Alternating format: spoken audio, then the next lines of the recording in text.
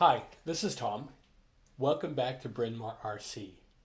And as always, thank you so much for watching. This week on Bryn Mawr RC, we start our first video of a new build. It's build number 3 for Bryn Mawr RC, and it's using the Traxxas TRX4 chassis kit. So as you may have been watching the last 19 videos, we were working on the Tamiya CC01. That is ready to be sent off as a gift, and now we're moving on to build 3, the Traxxas TXR4 chassis kit. Here's a picture of the different components that have been coming in the past month and a half in preparation for this build, and we'll go into a little bit of detail of each in a moment. So the TXR4 chassis kit agenda, what we're going to cover today real quickly is a very high level build plan, the electronics that we'll be placing in, the radio system, battery and charger, the body that I'm going to put on the chassis, the paint scheme, and as we all know that takes forever, and then discuss whether we're going to do an interior or not. So very high level plan on the Traxxas is I'm going to do the full boat TRX4 chassis kit, which includes supporting differential locking, the dual speed transmission. I do have an upgraded metal servo horn, and I won't be using an external PDC. And we'll get into a little bit more about what that means and why not. So, for some of you watching, you may not actually know what this kit is or kind of where we start and where we end, what are the results. And this is effectively the TXR4 kit. So we're going to take all of these components, bags and bags of plastic and metal, and we're going to convert that, like here we see actual metal frame rails. So this is like a legitimate ladder frame, sort of body on frame truck. These are all the components that we're going to be using. We're going to take all of this and ultimately build this chassis. So the result of most of those bags is this chassis. This is this particular picture has the chassis with built-in, with all of the electronics added and ready to have a body mounted. This kit is 4-wheel drive, as I mentioned before, locking or non-locking differentials, and solid axle in the front and the back. So we're going to take all of that, all those bags, all that plastic, all that metal, build it into this chassis, and then we'll actually add a body to it. So when this is all said and done, it's going to kind of look like what we see here on the screen. Of course, it's not going to, because that's not the color I'm going to pick. But that is the body that I will attach on. And there's just a snippet. It's really hard to see because it's not painted, but there's the snippet of the body. So that's the main plan, to go from this unassembled kit to something that looks similar to this GMC truck.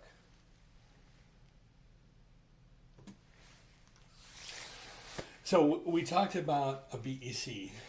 I'm not going to use it in this particular build, but what a battery eliminating circuit is effectively a step-down device. It steps down the voltage to a lower voltage.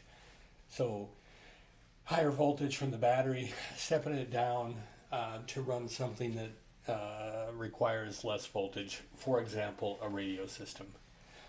Thus, in the beginning of RC, you'd actually have two batteries in a vehicle, one to propel the electric motor and one to run the radio system. Once manufacturers and people started placing in BECs, they were able to eliminate that separate battery that ran the radio system. So it was a battery elimination circuit, i.e. a BEC. Typically these BECs are switching voltage regulators, and some of the first BECs from the industry were built into the receiver, the radio receiver. Then as power needs grew and whatnot, the industry slowly started to place these BECs in the electronic speed controller. Why would someone use an external BEC? Well, typically the internal BEC that's in a electronic speed controller can only pump out or support about 3 amps. A lot of these new high-end devices that are placed on models, specifically a steering servo, those high voltage ones and high torque, they can draw well more. They can draw a lot more, 5, 6, 7, 10 amps, and that's way more than most, if not all, of the internal electronic speed controller BECs can handle. And then just a special note is wiring of an external BEC is not a simple task, and that's one of the reasons I'm avoiding it, at least for now. So here's an example of putting in an external BEC. A lot of discussion on BEC, we're not going to use it this go around. Maybe in the future. So just continuing on the build itself of the chassis, all those components you saw in those different bags, the vast majority of that is plastic and metal for the actual build of the chassis. And for that, I see us producing 8 separate videos for that. One specifically on transmission assembly, then the differential assembly, the rear axle assembly, the front assembly. Next would be the chassis assembly, then the electronics installation, suspension and driveline, and then final chassis assembly. So just to build the assembly, I see 8, 9, 10 videos. And then, at that point, we're able to run the car, but it still doesn't look decent. We'll have to do the body. So some technobabble specifics about electronics and the motor and the electronic speed controller. I am just using the kit Titan 21 turn motor that comes with the kit, and I'm going to just keep that for now. For the electronic speed controller, I have decided to upgrade the kit provided electronic speed controller to what's called a Hobby Wing Quick Run 1080. And this is the actual component here. This is specifically built and tuned for crawling. Since we talked about the internal BEC of this Hobby Wing is, like mentioned, typical 3 amps, and it can run at 6 volts or 7.4 volts. So continuing on the electronics, the servos I'm going to use are at least upgraded for steering. The steering servo that I'm going to use is a EcoPower 120T. This is a servo that is upgraded from the kit servo. And just to talk about some of the technical specs on it, you can see here speed to go 60 degrees at 6 volt or 7 volt. It's very fast, 0.09 seconds to 0.11 seconds. And the torque it can produce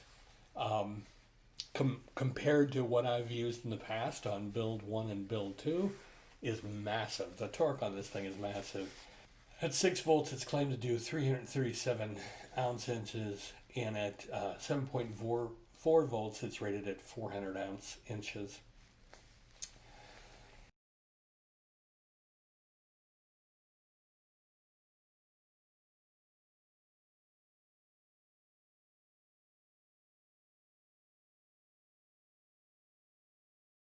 And this is the Servo, the EcoPower WP120T.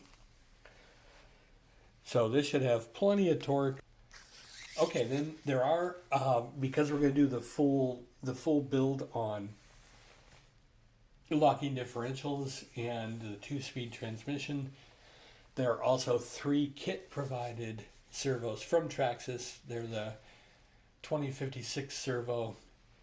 And those are in the kit. I didn't want to try to replace these. Here's an example of what it looks like, if I can get it to focus. It's a 2065, just a little tiny kit provided servo. So moving on from the servos, next is the radio and receiver. So this is exciting. This is the first dip into spread spectrum in the 2.4 gigahertz radio systems. So, of course, everyone has been there for years, but I still have the old stuff. So just using the kit provided TQI 4-channel transmitter and the kit provided receiver. Moving on to battery and charger, I won't go into details about these things, but I also did have to move into the new generation of batteries. So this will be my first ever LiPo battery system as well. There's lots of concerns and precautions on LiPo that I'm going to have to learn, but I'm moving forward from my 10-year-old batteries. So exciting there as well. And then the body, which you got a sneak peek looking at already, I'm just using the J Concepts body. It's a 1982 GMC truck. So 1982 GMC truck. The body paint plan for this, I'm going to follow just the traditional painting methods for an RC car, and that is painting the inside of the Lexan body. Build number 2, our previous build of the Tamiya CC01 Land Rover, I actually painted that very differently because I knew that was just going to be a model, a static model, if you will. And we painted the outside of the Lexan body. But for this build, I'm going to paint the inside because this thing is going to get some real world usage and going to get all scraped up. So that's the plan for painting. The look of this truck, the theme of this truck is what I'm calling Home Antimony. So it's going to be the Home Antimony color scheme. And this is a nod to a great high school friend and his father's 1976 3/4 ton GMC that we affectionately called Home Antimony. So this is not the truck, but it looked very similar to this this green and white truck that I found on the internet. So unfortunately, this is not Home Antimony, but it looked a lot like this GMC truck here. We're trying to determine what that's actually going to look like, and found this 1976 automotive GMC truck painting color sheet here, and we think what Home Antimony was this medium lime green, actually medium lime metallic green. So that's what we're going to shoot for, but that's way down the road, and we'll have to do some more investigation on the paint. And then for an interior, I haven't decided if I'm going to do an interior on this build or not. And then I haven't decided, would I purchase a Lexan interior or would I attempt to really dive into the modeling and make a styrene interior. Again, all of those things I have not determined. So this was just a quick introduction to build 3 for the Traxxas TRX4 chassis kit. Hope you'll follow along. I'm really excited to do this. And as always, this is Tom. Thank you so much for watching. Stay safe and take care of each other. Thank you. Bye.